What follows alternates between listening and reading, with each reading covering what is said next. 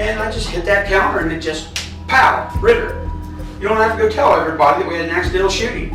Let's get this investigated first. Let's go get it looked at. Leave me alone, Jeff. You're going to piss me off more. In August 2019, the Buckeye Lake Village Council voted to terminate Chief James Hanzey from his position as police chief, citing insubordination and failure to properly fulfill his duties. According to reports, the decision to terminate Hanzey came after moments of conflict between him and village officials over issues related to departmental policies and procedures. Some of the specific issues that led to the termination included concerns about Hanzey's handling of evidence and his use of body camera footage in investigations. There were also concerns about his interactions with other village officials, including allegations that he had been disrespectful and corrupt. His interrogation is a wild one. As per usual protocol, the detectives began the interrogation by presenting James with formal documentation to sign before proceeding with the questioning. James seemed to know exactly why he was there and wasted no time in launching into his side of the story. He began by bringing up Ritter and his penchant for talking, particularly in relation to the accidental shooting incident. I told Ritter, give me your handgun. Vermaiden went around the side of the trailer to see if there was a door on the back. I said, go get your rifle because we don't know what he's got.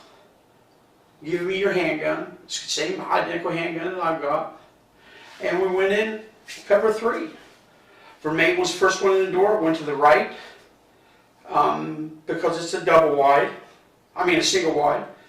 Went in and I went to the left and I held the whole back of the trailer. And the trailer is really dark. And the only lights that's on is their flashlights and a TV in the very back room. I'm standing here, low ready, left hand, and all of a sudden something flashed. I thought someone was coming up, and when I came up, I hit a corner and poof! Running around, went to the floor. James also expressed frustration that the mayor had not contacted him directly, instead reaching out to Ritter instead. I called the mayor 6 times and she never called me back. She called Ritter. The old adage, anyone who must say I am the chief is no true chief, seemed to apply to James as he appeared nervous and desperate to exonerate himself from any wrongdoing. Despite his attempts to present himself as innocent and the situation as an accidental misunderstanding, the detectives were alert and attentive, carefully listening to his every word. James also attempted to shift the blame onto Ritter, likely in an effort to further distance himself from the accusations. Ritter likes to tell things, and for the integrity of the case, integrity of the accidental shooting, Ritter, you don't have to go tell everybody that we had an accidental shooting. Let's get this investigated first. Let's go get it looked at. However, the detectives remained focused on their line of inquiry and continued to ask pointed questions in their quest for the truth. The discussion also turned to the issue of communication with the mayor, which appeared to be lacking in this instance. This was an important factor to consider, as it suggested that there may be deeper systemic issues at play beyond the specific allegations of falsified reports. That's that. But the other thing that got brought up by Peggy was some of the hours that were logged in, and then that was also a concern with some of the people we brought that up as well, some of the hours that you actually worked and not actually being at work. That was a common theme, everybody we talked to.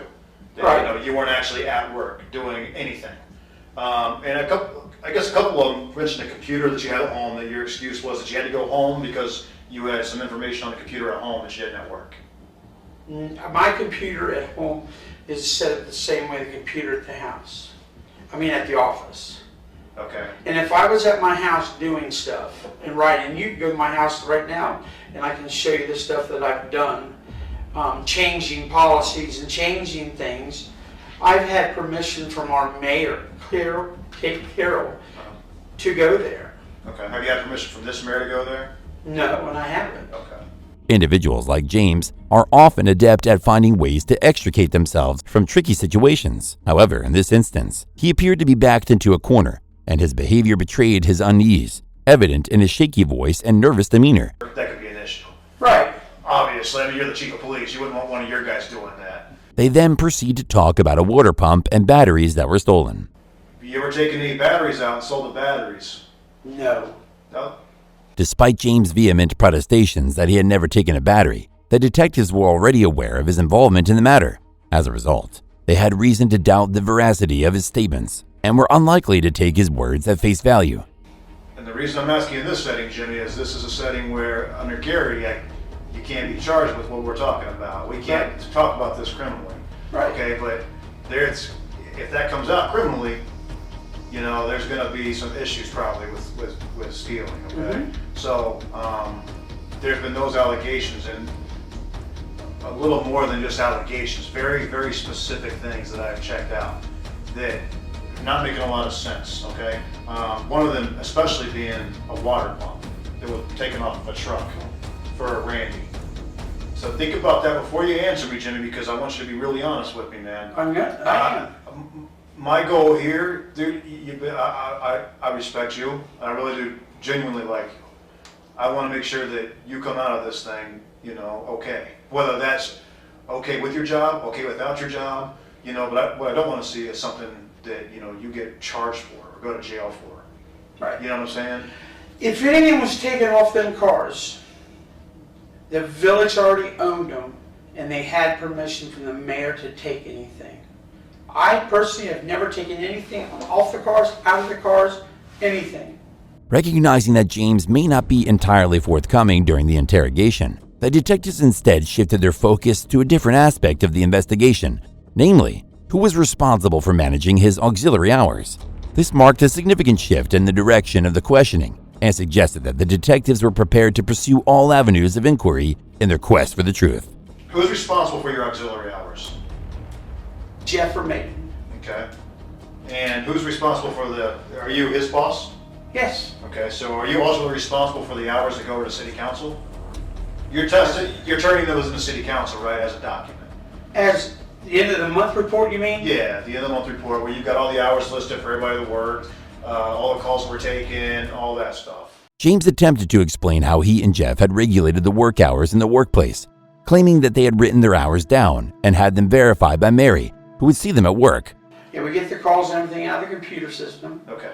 and Jeff would estimate the hours. How's he estimating the hours? I'm confused on that part. I worked 80 hours a week. Uh-huh. I mean, 80 hours a week. Every 2 weeks? Every 2 weeks. That's 160 a month, so he'd put 160.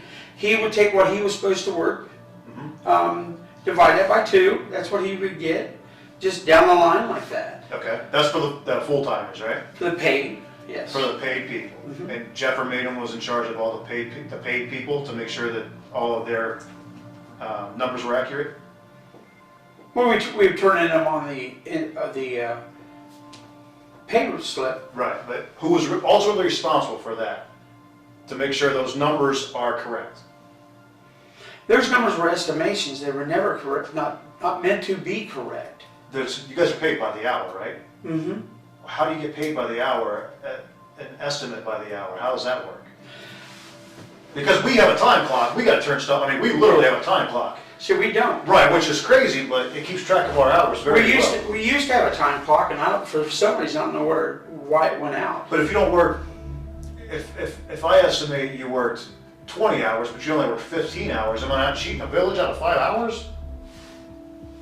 Or your police department, with your limited budget, are you cheating yourselves out of hours if you do it that way? No, because our hours was not estimated. The hours worked was by our time sheets. Okay. And then it was verified with Mary over here. Okay, how would Mary know how much you worked? Oh, she would see us. I mean, you would write your hours down. Right. I mean, you know, like if you go out there right now, I'll sit here with you. You'll see 6 a.m. on my timesheet, but you won't have a time ending. Okay. Because before I leave and go home, I would write, okay, let's say I'm up 4 today. I write 4 p.m., the amount of hours, and you come over here and you put the hours. Yes. However, upon closer inspection, it became clear that they had been falsifying the work hours report, leading to discrepancies with the report that was sent to the village council. These inconsistencies raised red flags and suggested that something was amiss. James's attempt to justify his actions by citing his supposed verification process only served to further undermine his credibility, as it was clear that the reports had been tampered with. Okay, so Vermaiden does the report. He does the report up, and I would assume, since you're the guy in charge ultimately, and you're the one responsible for numbers ultimately, you look at that report. No. You don't look at the report that Vermaiden's doing? No, he would come in on a Friday, when I'm off on Fridays, and he knows Monday is the council meeting. He would do it up, and then he would take it over and give it to Valerie.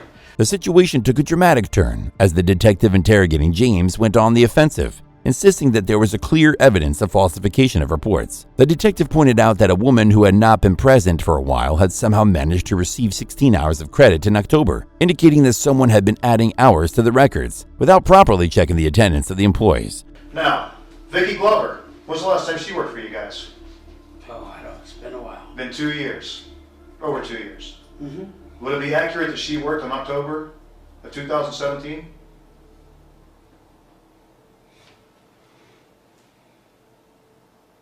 No. No, but she got 16 hours for that month too, on the report that you guys turned in to Village Council. As the investigation continued, it was discovered that Steve Ritter was not even in the system, leading to confusion about the work being done by the team. The situation had become a complete mess, with James claiming that even the first page of the report was inaccurate, which was unexpected for a government facility. Ritter's not putting his stuff in. Ritter's name's not even on it. On what? Ritter's name's not even on the list of anything that's been done. Go grab one of those packets for me. Yeah. Because we didn't grab it. Ritter's name is not actually even on the list of auxiliary officers or part-time officers or full-time officers. His name's not even on a lot of it. So Steve's is it? No, so we wrote it in and put down the stats that he got, and your numbers actually rose. Instead of being down here, they actually rose a lot. So you guys aren't getting credit for a lot of stuff you're doing because his numbers aren't being calculated in that. So, I don't think your village council is getting an accurate number, really, of anything. They're not getting an accurate number of how many people are coming out to work, their hours, or their call volume. Steve Ritter's name's not on that report. Yeah, and I'll show you when he brings it back over here. It's not even on there. Yeah, when you open it up, you got all his call logs. Just then, the assistant returned with the reports. James Hanzey found himself on the defensive as reports and statistics were presented to him, clearly indicating that he had been falsifying records and committing a crime. Despite the overwhelming evidence against him, James continued to deny any wrongdoing and even went as far as admitting to working unclaimed hours, but not recording them. Were there any times, Jimmy, that you claimed some hours that you didn't actually work? No. There's hours that I work that I don't put down on my timesheet. So you working extra hours and not claiming? Yes. My phone would ring constantly, and I'd have to go out. I never put all the hours down, because I know we're short of money, and I didn't want to work myself out of a job. You can ask any mayor that. Yeah. However, it was clear that James had been clocking work hours while not actually working, and the evidence was stacked against him. As the weight of the evidence mounted, James began to break down and shift the blame to Steve Ritter, accusing him of wanting his job. I can tell you exactly, and you can just look at me and tell me it's none of my business. I don't care. That stuff coming up there is from Steve Ritter. Steve Ritter wants my job. I'll tell you what, I'll be completely 100% honest with you, because I don't bullshit, and I'm not bullshitting you now. That did not come from Steve Ritter. Some of it had to have. None of it did. None of it come from Steve Ritter. Nothing in that book came from Steve Ritter. James suddenly changed his tone and became friendly towards the investigator, expressing his apologies for the mistakes made in the reports. He took responsibility for the errors, acknowledging that he should have been more diligent in overseeing the reports and not relied solely on others to do the job. James then tried to seek sympathy from the investigator by explaining how easy it is to trust an assistant and not double-check their work, leading to the mistakes being made. The investigator agreed with James, but emphasized the importance of always checking the work, even if you trust the person doing it. You're right. I probably should have, but you delegate something to someone, and you have faith in that person. And evidently, I shouldn't have had faith in that person. Well, here's the thing. I delegate things to him all the time, constantly, because I'm a supervisor. But what I also do on the back end is I go and check to make sure they're done. Not that I don't trust them, but being a supervisor, you have to make sure. And that's what I should have done. James became highly critical of Andy and his father-in-law, resorting to name-calling and suggesting that money was their sole concern. Although he did acknowledge that he had made some mistakes due to a lack of proper supervisor training. And I can tell you, let me tell you this, where this stands from. And you can believe me or you can't believe me.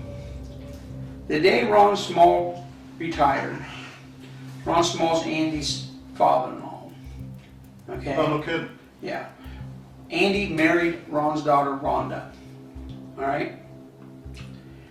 When Ron was retiring, Ron wanted to retire, and then he wanted to come back 3 days a week and then I worked the rest of the week. I worked with him them 3 days, but I finished it out. He wanted to be the chief of police. He wanted to keep his sick time, and he wanted to keep his vacations 5 weeks a year. Mayor Baker said, no. I don't know what happened between them, but one day I come in the office and Ron said, if I would retire today, who would you put in your place? I said, I'd probably put in Andy. He said, good, because if you had said for Maiden, I wasn't retiring. I'm retiring as of Friday. Knowing Ron was going to be madder than hell, Ron's a very vindictive man, Ron's a very greedy man, and nothing in this world matters anything other than money. James doubled down on his claim that everything written in the book was a complete falsehood. While James may have displayed some assertiveness in his accusations against Andy and his father-in-law, his overall argument was weakened by his admission of mistakes and lack of proper training. You bring things up, should have been tightened up, you're right. I appreciate that. I hope you tell Mayor Wells that I don't have any training as being a big supervisor, because every time we ask to go to training, we don't get it. It gets denied. They denied $48 big window tent. You think they're going to give me $320 to go to? No, I understand that. We've got a deputy chief that'll do the same thing. We're trying to get things and little tiny things, and he likes to poo-poo on everything like that. But we get it to an extent, believe me. Moreover, his insistence that the entire book was a lie suggests that he may be avoiding taking full responsibility for his actions. James attempted to justify his actions by claiming that he had been following the same procedures as the previous chief, and emphasized the importance of delegation and proper supervision. He recognized that he should have been more diligent in checking the work that was being done, and acknowledged the importance of seeking legal advice when necessary. Despite expressing a willingness to learn from his mistakes, the overwhelming evidence against James made it clear that his claims of innocence were unlikely to hold up. He thanked the investigator for their time, but expressed doubts that he would have the opportunity to rectify his wrongdoing, as he believed the mayor would likely terminate his employment. I probably will not get the chance to do that, because I guarantee you she's going to let me go. On May 8, 2018, James Hanzey was dismissed from his position by the village council, following 22 administrative charges filed by Mayor Peggy A. Wells. The charges stemmed from an internal affairs investigation conducted by the Pataskala Division of Police, which uncovered Hanzey's misuse of the law enforcement automated database system. Such misuse is considered a 5th-degree felony, and if convicted, Hanzey could face a prison sentence ranging from 6 to 12 months, in addition to a fine of up to $2,500.